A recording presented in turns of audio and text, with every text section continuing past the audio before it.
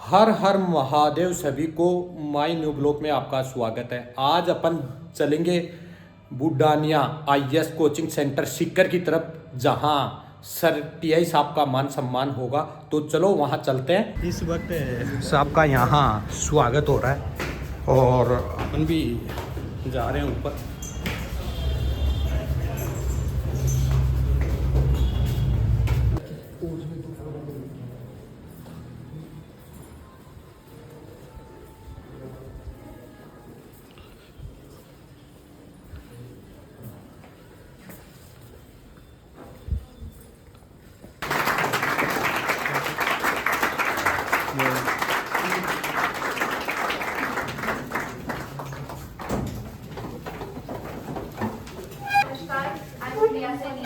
सीकर गौरव पुरस्कार समारोह में बुडानिया आईएएस संस्था सम्माननीय sub inspector mister Subhash Chandra Rahar जी का हार्दिक स्वागत और अभिनंदन करती है। हमें खुशी है कि आप हमारे बीच मौजूद हैं। आदर्शशील और स्वाभिमानी व्यक्ति की आवश्यकता है। सुभाष राहड़ सर हमेशा से मुश्किल हालातों में कठिन परिश्रम करके भी अपने लक्ष्य के प्रति समर्पित रहे हैं। ऐसे जोश और स्वाभिमानी प्रवृत्ति से आज की युवा पीढ़ी को मार्गदर्शन लेने की अत्यंत आवश्यकता है। अब मैं विमला बुडानिया जी से निवेदन करती हूँ कि वो मंच पर उपस्थित होकर श्रीमान सुभाष चंद्र सर का स्वागत करें।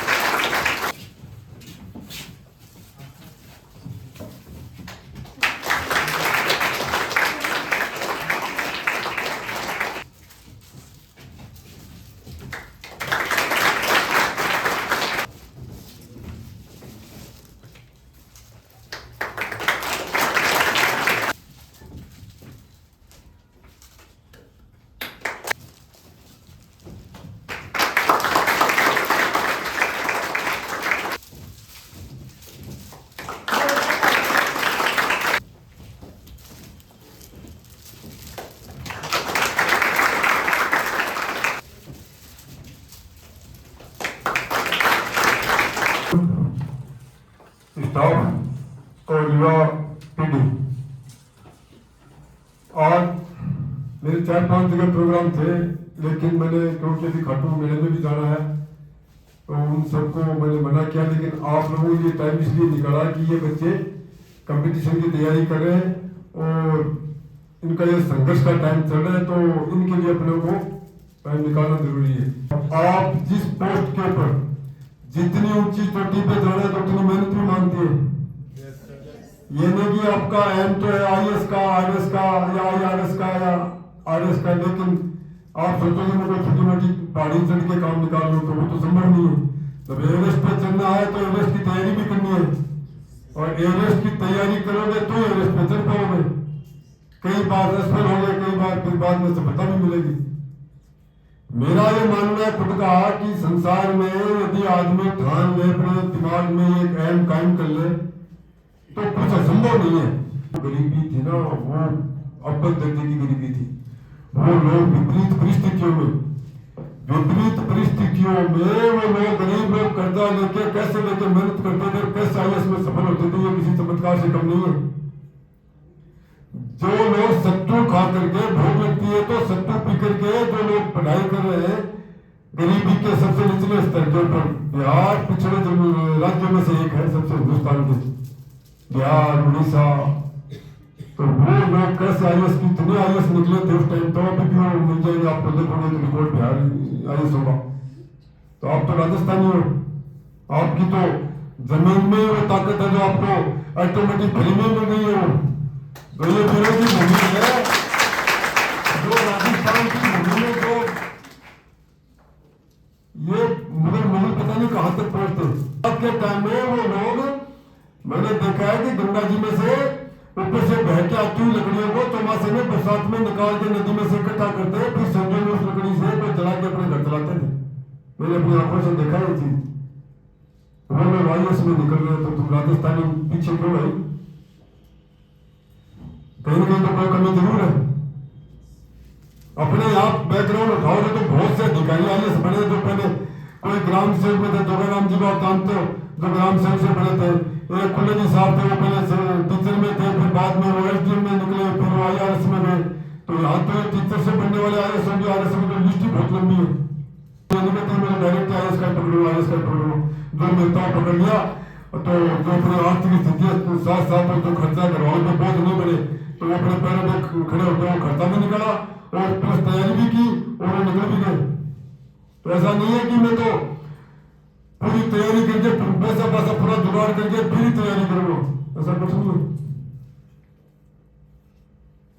यदि आदमी अपने दिमाग में ये ठान ले 45-46 साल की 47 साल की उम्र में मैं फौज से रिटायरमेंट लेकर के देखो, आदमी का विश्वास उसका विश्वास से विजय प्राप्त होती है आपके दिमाग में।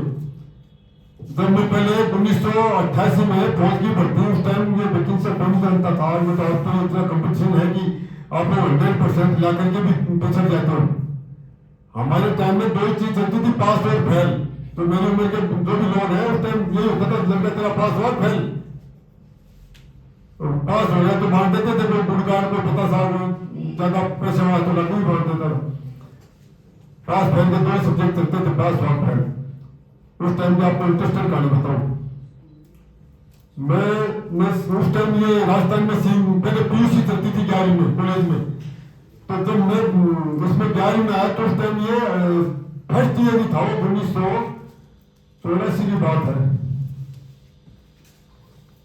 84 में ये आपका सीनियर सेकेंडरी शुरू हुई थी राजस्थान में फर्स्ट बार। तो उसमें मैंने एग्जाम की तैयारी भी अच्छी करी और पेपर भी अच्छे हो।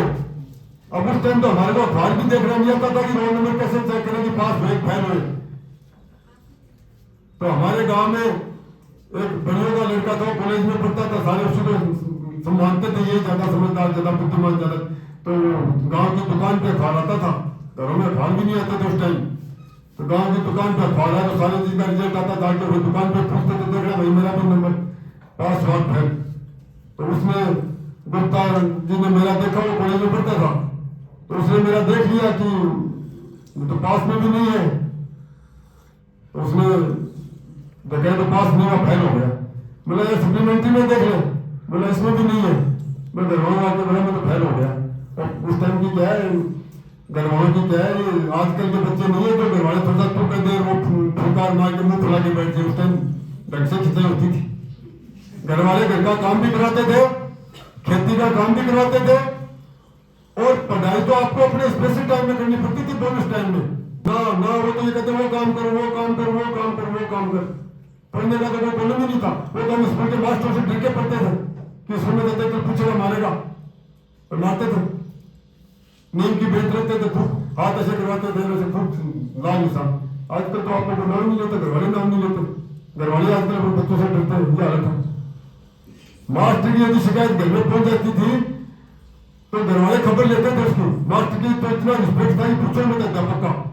सामने बोलना तो सपने में भी नहीं बोल सकते थे, नींद में भी सपना था तो उसमें भी नहीं बोल सकते थे कि अध्यापक जो अपने रिस्पेक्ट से नहीं बोले।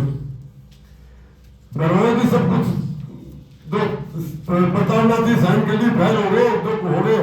गया फिर स्कूल में, जब खुली स्कूल कि भाई अपने अभी उसी क्लास में पढ़ना है, गया तो जाते ही मास्टर ने अध्यापकों ने, गांधी स्कूल की बात है, जाते ही मेरे को अध्यापकों ने शुभकामनाएं देना शुरू कर दिया।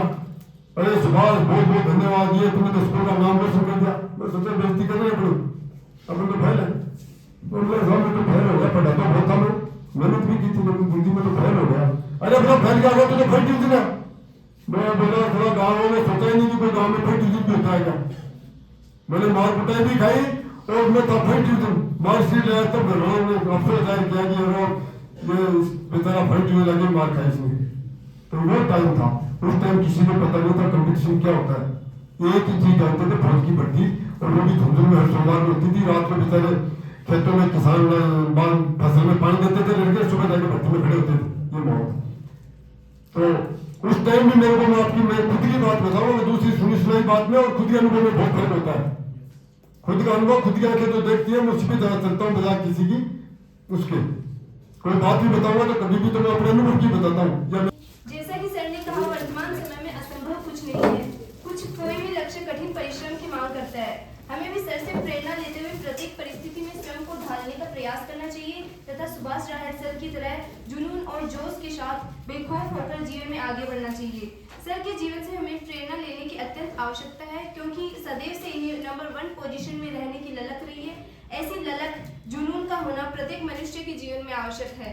जब स्वयं के मन में कुछ पाने की जिद होती है तो इस जिद में कोई भी बाधा रोक नहीं सकती है, बल्कि एक आत्मिक शक्ति सदैव हमारे साथ रहती है जो लक्ष्य प्राप्ति में हमारी सहायता करती है। सभी को ईमानदारी से कठिन परिश्रम करते हुए धैर्य बनाकर अपनी दृढ़ इच्छा शक्ति से केवल कर्म करना चाहिए, फल की चिंता नहीं करनी चाहिए। वेलफेयर फाउंडेशन की तरफ से शिक्षा किट दान अभियान आयोजित करा रही है, जो 2 फरवरी से 16 फरवरी 2025 तक संचालित है।